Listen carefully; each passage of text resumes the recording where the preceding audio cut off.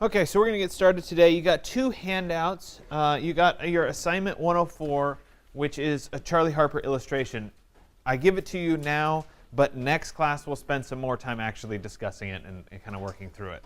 So it's a bit premature to hand it to you, but at least you can plan ahead. It is due Wednesday, the 4th of April, which is the Wednesday after we come back from spring break. You guys remember next week is spring break, so you get the week off, which is great. Even better, I get the week off, which is excellent. Anyway, then we're going to work today on logo designs. You're going to create your own personal logo as part of our work today.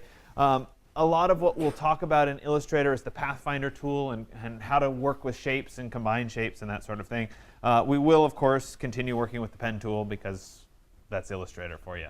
But we're going to talk about logo design, and I'm going to give you kind of an overview of logo design. We'll talk about logos and why they're successful, etc. And hopefully that'll inspire you to create a good logo for yourself. It shouldn't be the same logo that you did for your 130. That's kind of a precedent study for what you're doing today. So feel free to change it. An effective logo is fundamentally distinctive. It's brand recognition. It's a way of defining a company or a person or an individual such that you see that logo, you immediately think of that company and what they do. It should be appropriate for whatever the logo is for. It should be practical. It's usually graphic in nature, something that's easy to remember. It's usually pretty simple in form. If they get too complicated, they can be a little bit hard. So simple form, think the Nike logo. It's about as simple as it gets. But it's extremely effective. We all recognize that brand, that logo. And it should convey whatever the intended message is. So here's an example, six different logos up there. You probably recognize all of these really quickly. So you don't need a big explanation. It's just brand recognition. It's quick. It's easy to understand. And that's what logos are about. They should be versatile. You have to think about a logo. Does it belong in a variety of places? Can it be on a t-shirt? Can it be on the front of a car? Could it be on a billboard? These logos are a lot of different places. We see them all the time. And now that I'm talking today about logos, you're going to start seeing logos over and over and over in your head because they're all over the place. Are they memorable? Are they something that's easy to understand? Is it something that you're going to remember? They often feature something unexpected or unique. How many people went here this morning? I did, right? Does this have anything to do with coffee? No. Do we all immediately recognize the logo? Absolutely. This is a very, very effective logo. Part of it is because we see it all the time. You can't walk down the street and not see this logo. But we now associate this with coffee or tea or food or whatever it is because it's a really effective, good logo. We don't need to see that it says Starbucks on it. We just know, oh, that's a Starbucks.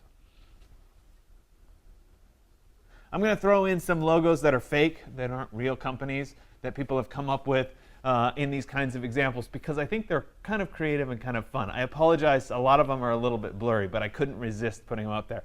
I did stay away. There's a bunch of stuff online. If you get really into logos, you can look up where logos went bad. If you Google it, there's a bunch of things. Most of them aren't quite appropriate for me to show in lecture form, but they're pretty funny.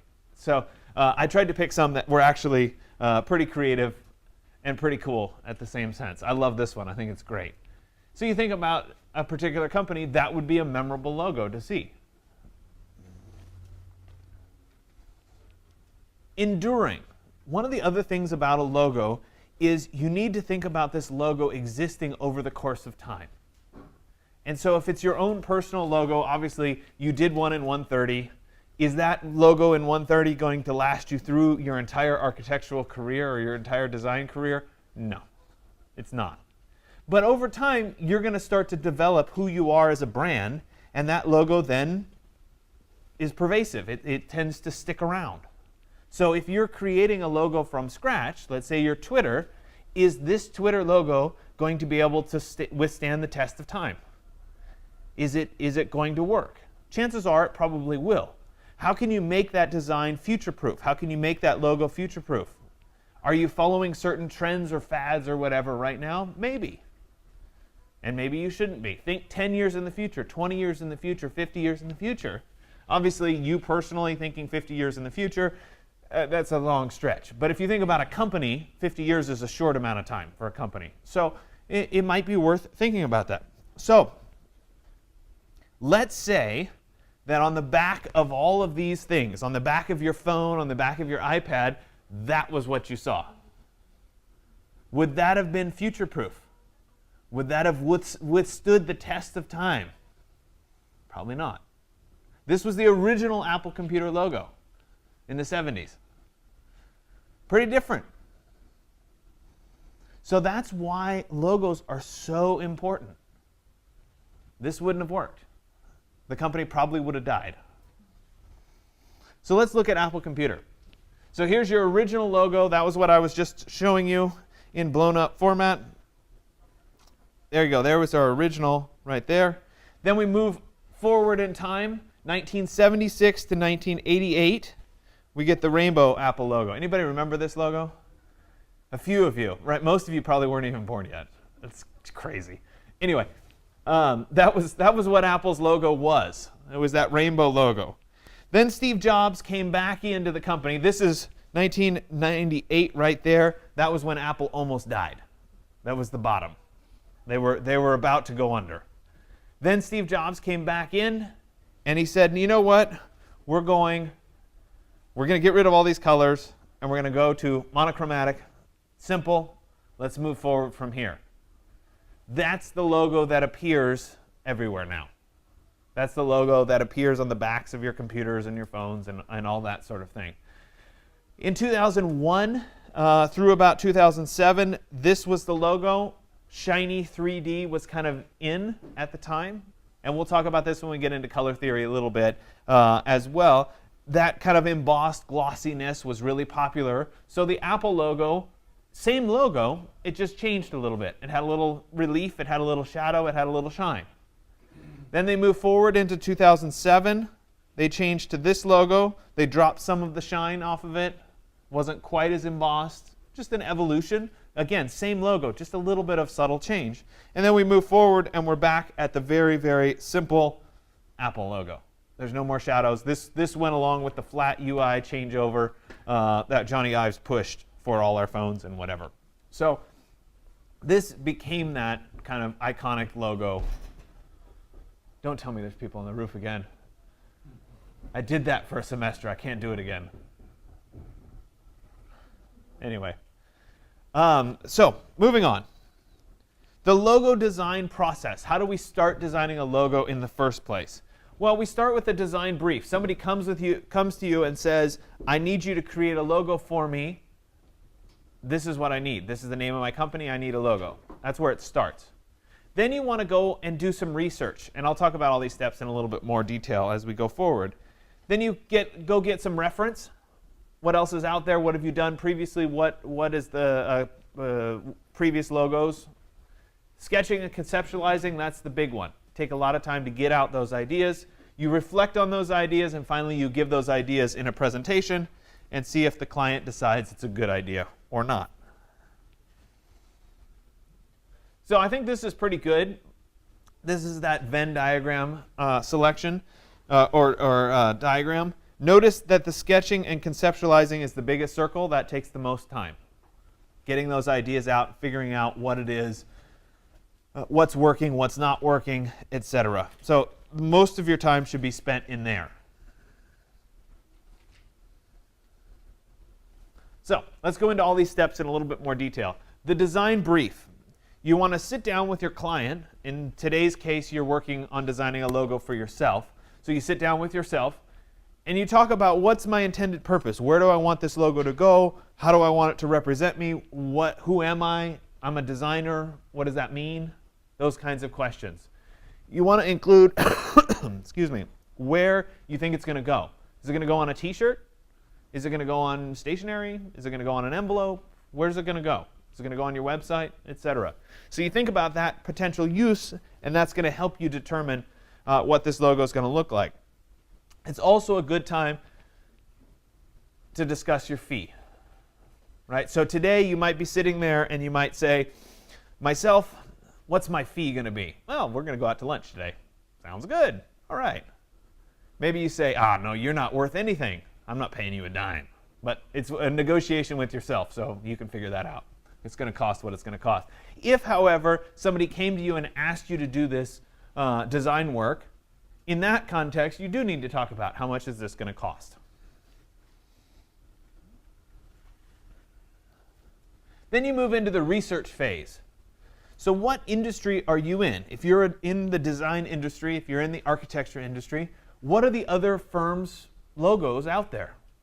What logos are out there? What firm names are out there? Go look at those. See what precedents are out there. What other logos are used in the industry? So look around at those architecture firms, etc. Don't forget to look at your friends. What else are they doing for their logos? All of that matters. What's the history of your previous logos? Have you done a logo for yourself before? Did you like it? Or is it like that first Apple computer logo that you really need to just throw out and start fresh?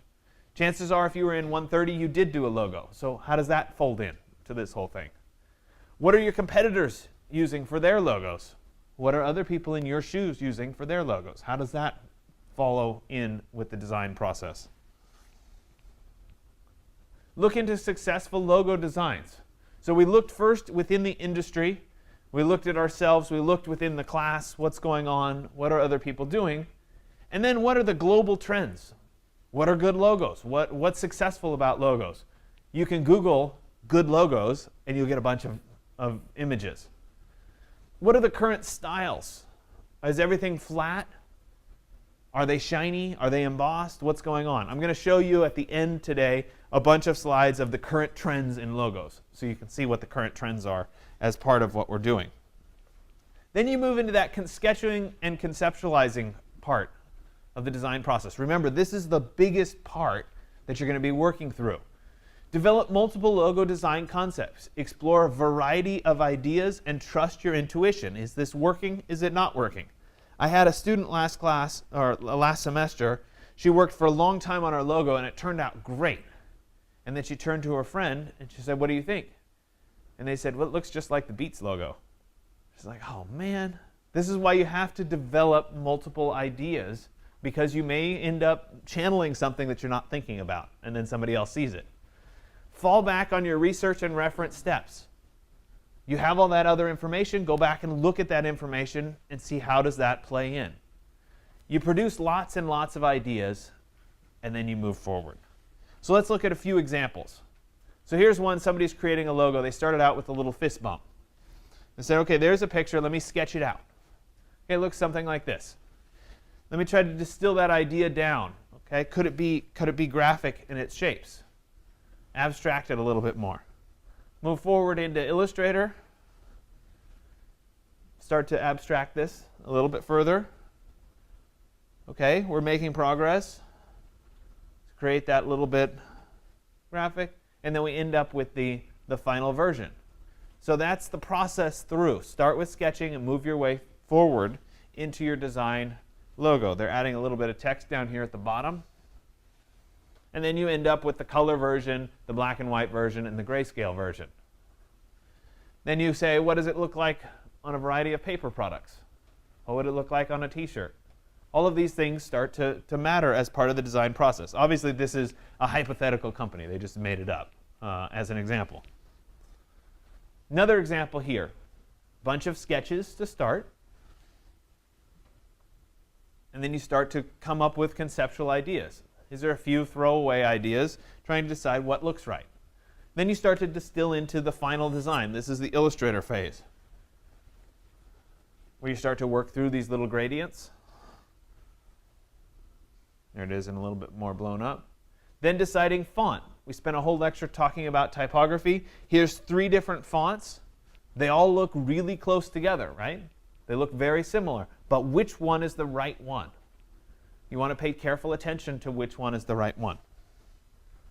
Then you commit to that particular font, and you end up with the final logo. Then you say, well, what about if this was in black and white? How would that change?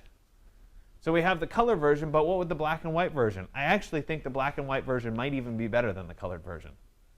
And it's just the addition of those few lines. It's all gray. It's all the same tone. It's just those little lines make it feel three-dimensional. So it's an interesting way of conceptualizing your work. Then you get into the reflection phase. Step away from your work and revisit it with that fresh perspective. So look away, come back. Is it doing what I want it to do? Do I like what it looks like? Ask yourself those questions. Then turn to your neighbors, and this is actually in the exercise today. You have to ask your neighbors about how it's working. Okay? So you're going to turn and ask your neighbors, and you're going to say, what do you think? Is it working? Is it not working? So you get that feedback from your fellow classmates. You let those ideas mature. You maybe tweak a few things, and then you start to say, this is the right logo. I love this one.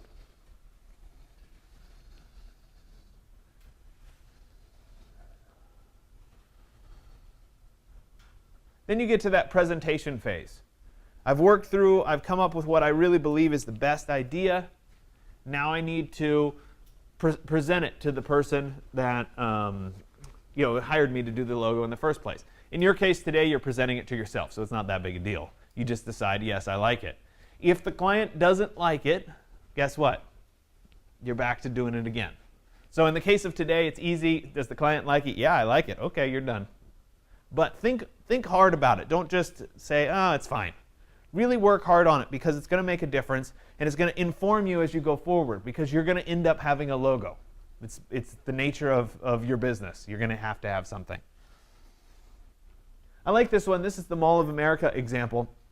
And I think one of the things that's unique about it is they came up with the first, this is the fundamental Mall of America logo. And then they went through and they showed a bunch of ways that this logo can be used, using the same strategies. You can break apart the star into these little folded pieces. They show it for different seasonal changes, how they change just the color. It's the same logo, but they're changing the color. They also have it where it's used as different kinds of background images or background textures. So it's an interesting way of evolving that logo through a variety of use patterns. Learn from others. What brands succeed and why? So if you think about iconic logos, I would say Nike is one of those logos. It's withstood the test of time. They haven't had to change it. It is what it is. That's the Nike logo. What other brands that are out there feel the same way, that have withstood that test of time?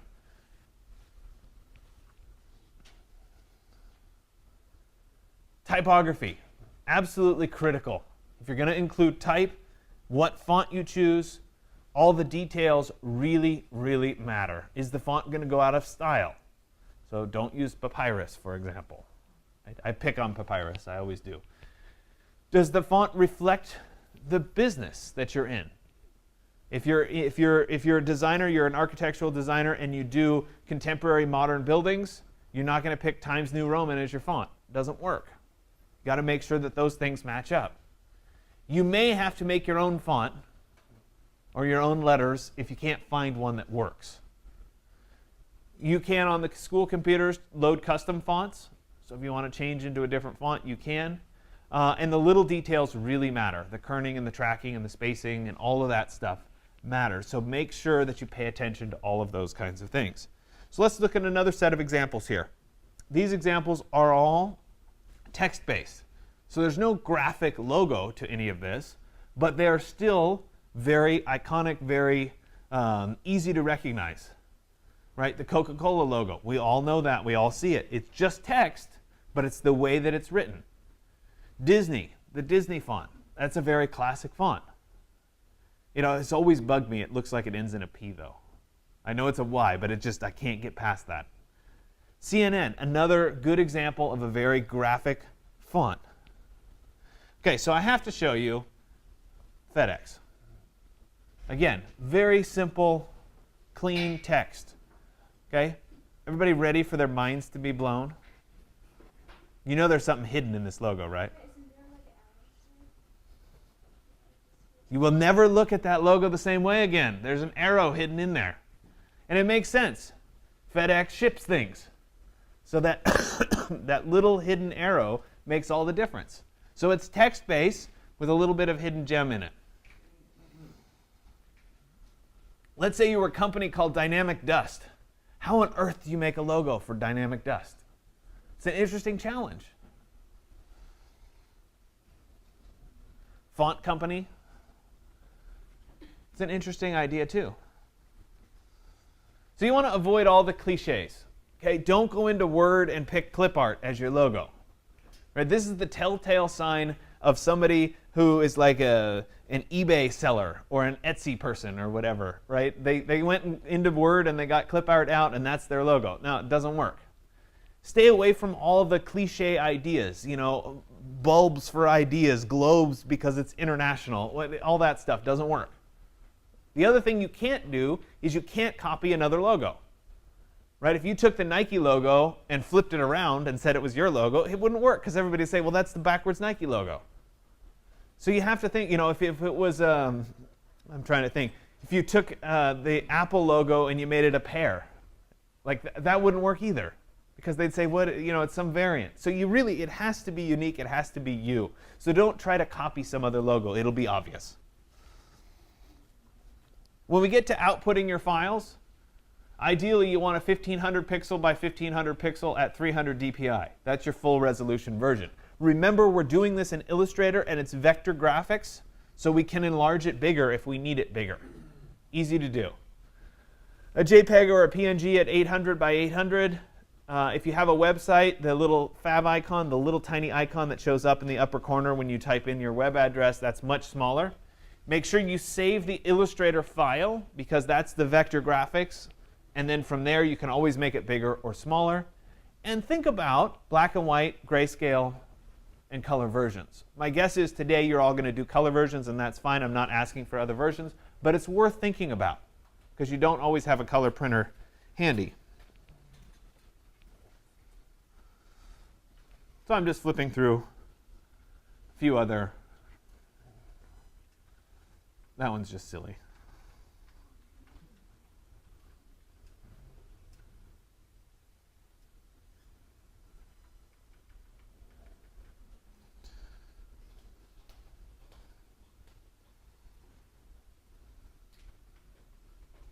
Here's another example. Sketches first. It's for a company called Jigsaw Internet. Playing around with ideas. This would have fit really well in about 2001. Right? The font, too. Trying to evolve that forward into a final logo. And then what does it look like in a business card, for example. So let's look at some design trends. And I know we're in 2018, but this is still relevant. So ombre is the idea of similar colors that are making subtle transitions. So we're in the same family, but we're working together with analogous colors. Circles. Circles are very popular.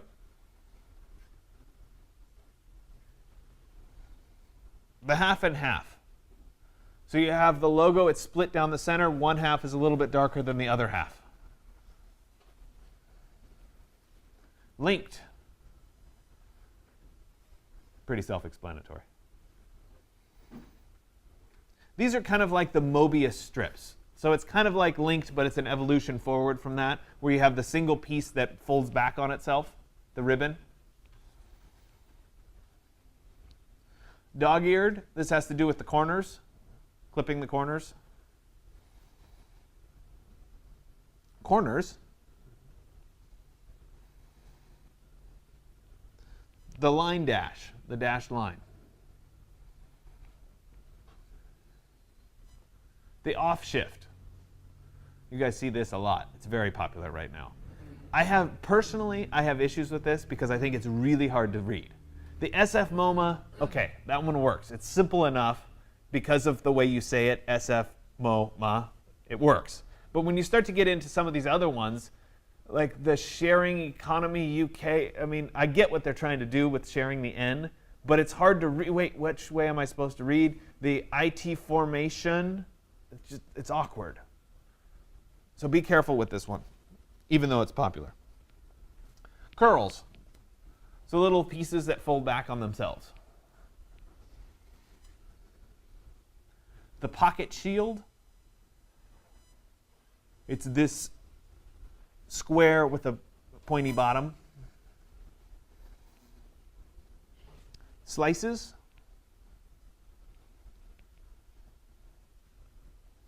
The letter block. Benders, these are kind of like curls, same kind of thing.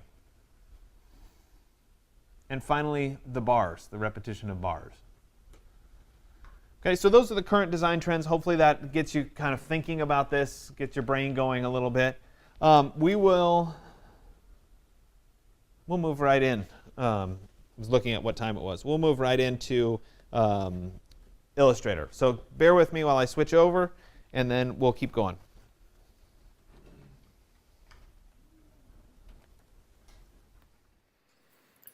Okay, so I'm going to, I don't know what's wrong with the school computer, but I'm gonna just continue with demonstration off my laptop. I apologize in advance because some of the stuff will be slightly different because it's not exactly the same Illustrator that you're working with, but most of it will be the same. So bear with me. I wish I could tell you what was wrong with the school computer, but I have no idea. Okay, so I'm going to go ahead and in Illustrator, I'm going to create a new document. I'll go to File and then New. And when I create this new document, I want it to be in pixels, and I wanted it to be 1500 px by 1500 px, which will automatically convert over because my default units are in inches. If I was in pixels, there we go, it's showing 1500 by 1500. I have my advanced options showing, so you're seeing my bleed, etc. That kind of stuff you don't have to worry so much about for right now because we're not going to be printing this full scale or anything. So we talked about bleed in Illustrator, or excuse me, in InDesign, so you at least are aware of what it is. So I have it set up at 1500 pixels by 1500 pixels. My color mode, this is under the Advanced tab, is in CMYK. It doesn't really matter. You could be in RGB too. It wouldn't make a difference. I'm going to go ahead and say OK, which will give me my first document here to start working with as I start to come up with my logo design. So you guys worked extensively with the pen tool before, so you could just start drawing some design. But I want to show you a little bit different way of working in Illustrator, and that's using something called the Pathfinder tools. And so I'm going to work today rather extensively with Pathfinders to kind of show you how that works.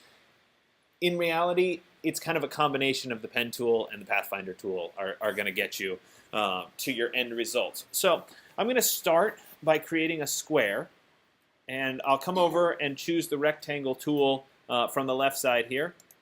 And when I choose the rectangle tool, as I start to create my square, I'm just going to hold down Shift to make sure that it is in fact a square. If I didn't hold down Shift, it could be a rectangle. So I'll just hold down Shift, and I'm going to take up the bulk of my space here as I work through it.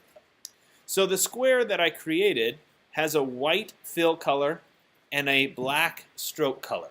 So the stroke means the outline color of the shape that I have. So I have white fill and black stroke. I don't want the fill to be white. I want it to be colored. So I'll double click and I'll choose a different color. So let me go ahead and pick an orange, for example. And so we see this shape filling in with orange. The outline is currently set to black. I don't want there to be an outline. So if I click on the stroke here, and then there's a little white box. I know this is kind of behind me. There's a white box with a red line through it. If I click on that white box with the red line through it, it will take away the line, the black line that goes around my shape, the stroke. So that becomes transparent. All I have left is my shape itself. So that orange square. If then I drew another shape, and I'm going to click and hold, and I'm going to use, let me use the ellipse tool. I'm going to draw another shape on top of this first shape. And for clarity purposes, I'm going to change the color of this shape to be a different color. So I have the square, and I have the circle. the circle's on top of the square. Now I'm going to go ahead and show my Pathfinder tools. I'll do that by going up to the Window menu, and I'll come down to something called Pathfinder. There it is, Pathfinder. And you'll see that in the Pathfinder tools, I have what are called shape modes and also something called Pathfinders. We're going to walk through what these various modes do, and then we'll ultimately get to creating the logo. So bear with me for a little bit. Okay? So first off, under shape modes, the first option here is Unite. So if I were to take both of these two shapes and click on the first shape mode, which is Unite, they will join together and become one shape. So I no longer have the two shapes overlapping. I have one shape that is the whole thing. So it's basically taken the two shapes and combined them together. I'm going to undo so that I'm back to this state, and I'll try the next one. The next one is minus front, which means it subtracts the front from the back.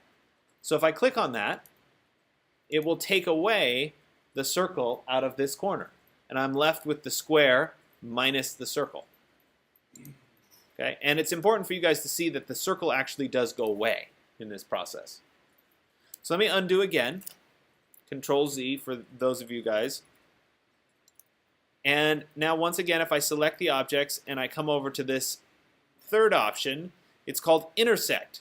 It's going to leave me with the part that intersects with these two objects. So when I click that, I'll end up with just this shape, the part that is intersecting between the two objects. Control Z to undo. And the last one here is Exclude. So the part that overlaps gets taken out. So in this case, Exclude gives me a shape minus the part where they intersect. Sometimes it's helpful when you start to see this if I added one more shape behind in a different color, just so you can see that it becomes transparent.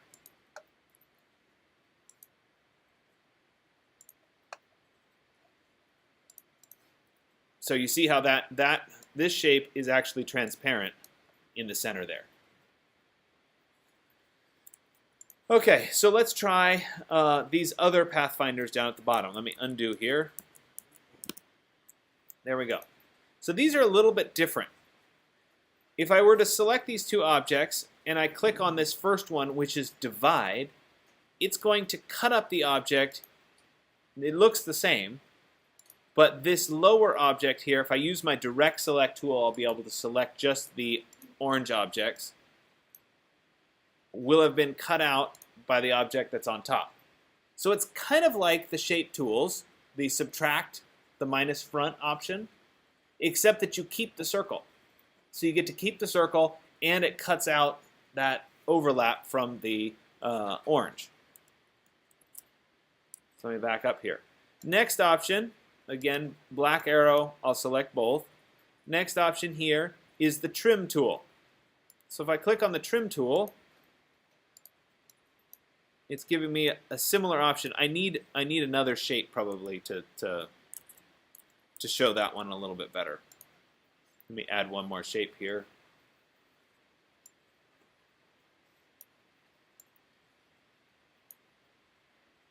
Yes, I'm well aware that this is corny, but it's okay.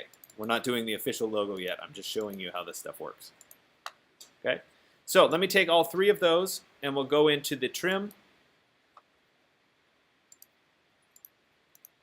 And so we get this shape, we get that shape, and we get that shape as an end result. Back up here. There we go. Next option, I'll go back to my black arrow so I can select all of these shapes. Next option here is merge. And so it keeps the individual shapes, but it's basically kind of made them one shape, but it's retained the different colors of the shape. So up here, when I unite, it takes the topmost color and applies it to everything, and it becomes one shape. The merge keeps these together in their separate colors. And let's see. This last one is crop. There we go. We get it cropped with the top shape showing just the two pieces of the bottom. So as we get further and further down the Pathfinders, they're less and less useful, in all honesty. My guess is that the shape modes will be what you'll use primarily, but I at least like to walk through all the various options. Their last option here is this one, which is minus the back, which leaves us with the part of the front that is not covered up by the back. If that makes sense. Okay, so now that I'm all done, and I've kind of walked through what the Pathfinder tools, it's time to start thinking about my logo. So let's say that I'll start again with my square tool. And let me switch my color back to an orange color. I'll make my square first. I'm holding down Shift to keep it in proportion. Now I want to add a point down here at the bottom. So I can do that using the pen tool if I want. I could also use the Pathfinder tool. So I could, for example, draw another rectangle, and I could rotate that rectangle. Use the free transform tool here. It's the arrow with the dots around it. And I could rotate this so that it was at 45 degrees. I could move it down so that it intersected. It's a little too big, so once again I'll use that free transform to make it a little bit smaller. I'm always holding Shift when I do these transformations. So maybe it's like that.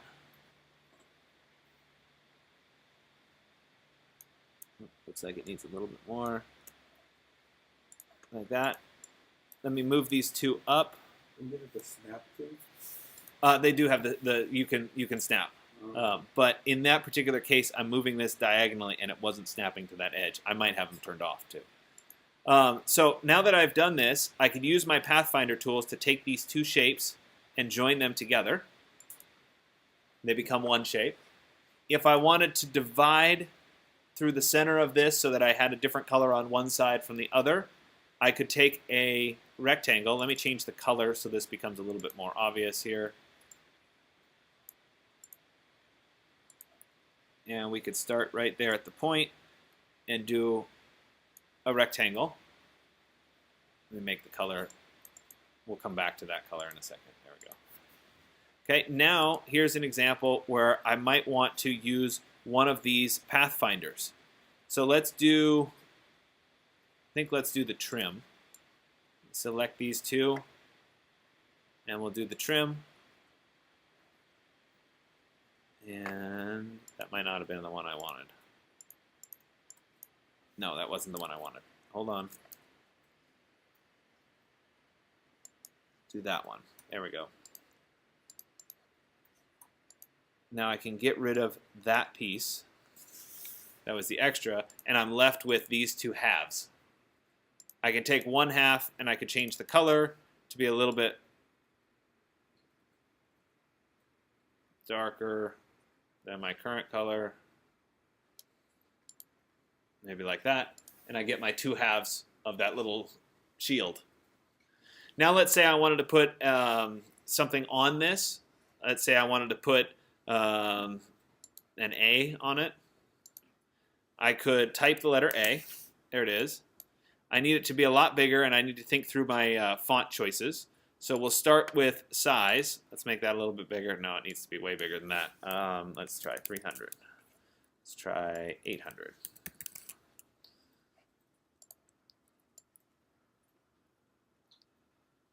All right, maybe a little bit bigger.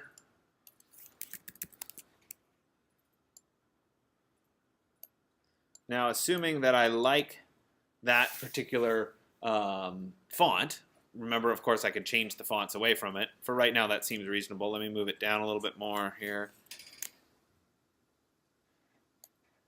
Maybe like that. Remember, just like with InDesign, I can take my text and I can go up to the Type menu and I could say Create Outlines, which will make an object from it.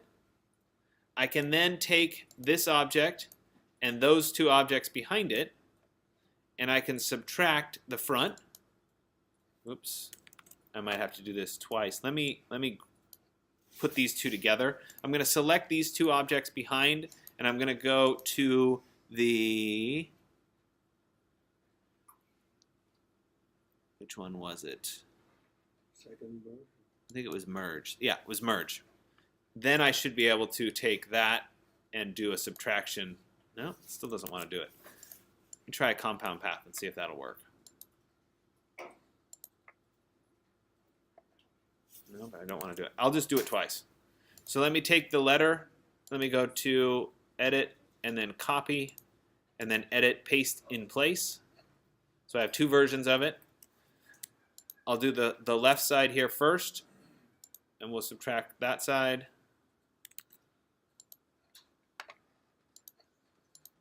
There, and that one. Subtract this and this one.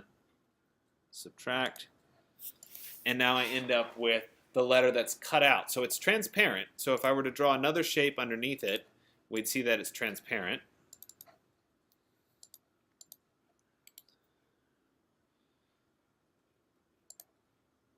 So depending on what color was behind it, it would show up. So I'm making that particular piece transparent.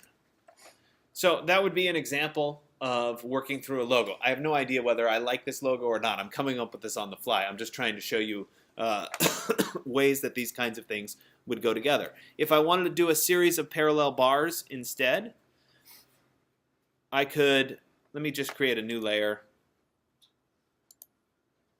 That's not a bad idea. I should mention that. If you've created a logo and you're not sure that you like it and you want to try another one, open up the layers.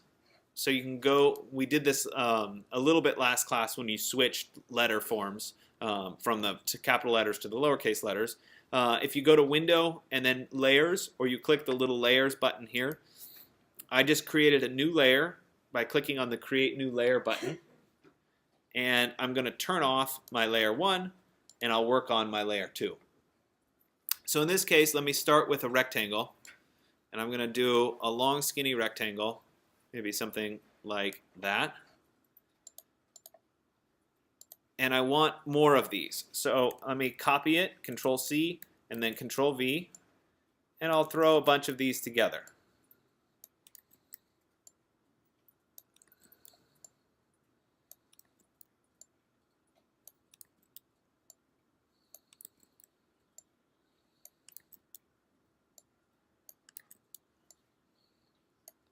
And I'm not being too careful with the spacing because I'm going to use the align tools afterward to get them perfect. So let me go into my window and then turn on align. There's my align tools. Now I can select all of these objects and I can align them to the top. So I'll click on the vertical align top and they're all going to be exactly the same across the top. Now I need to make sure that the spacing is even. So I'm going to distribute the objects along the centers. So I'll come down to Distribute Objects, I'll pick the centers, and now all of the objects have the same spacing between them. So I didn't have to be too careful when I was copying and pasting. I was able to just use the align tools to get them all aligned up correctly. Now I could go ahead and I could put that letter on again. So I'll work with the same letter here. And once again, I'm going to create outlines. So I'll go up to Type, Create Outlines. That gives me the object. Now I could take all of these, and I could go back to my Pathfinder here and subtract the object in front. Nope. I don't want to have to do it. I should be able to do this all in one option, but somehow I'm not getting it. Let me select them all, and let me do this one, which is divide. And once I've done that, I can go ahead and use the direct select, the white arrow, and I can come in here and get rid of these segments.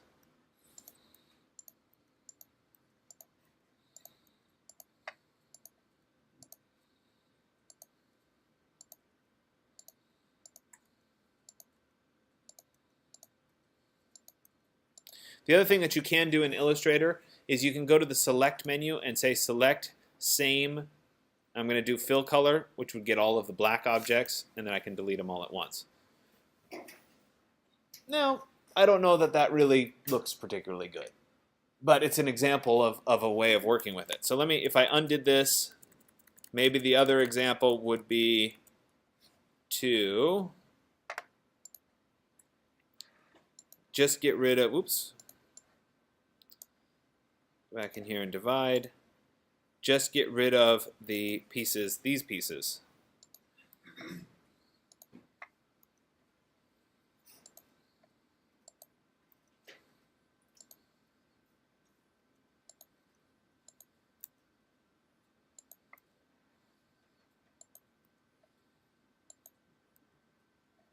And so this is where you have to kind of play around with what's the right strategy. Maybe I want those pieces to be the same blue color. I could select the same fill color here. Same fill color. That gives me all the black.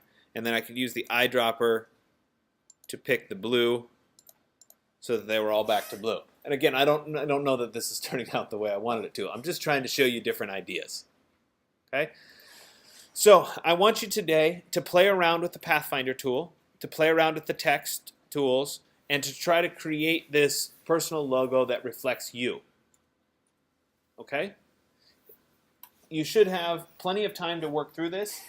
Remember, as I said, as part of your exercise today, I tell you in part 3 to ask your neighbor, i.e. the person sitting next to you, for feedback on your design. That's something that you have to do as part of today before you turn it in. Okay? And then part 4, you're going to actually post your work, and you should comment on today's exercise. Are there any questions? No? Okay. I'll let you guys start working. Again, I apologize that I had to do this on my my own computer instead of the school computer, so it might have looked slightly different, but you should still get the same end result.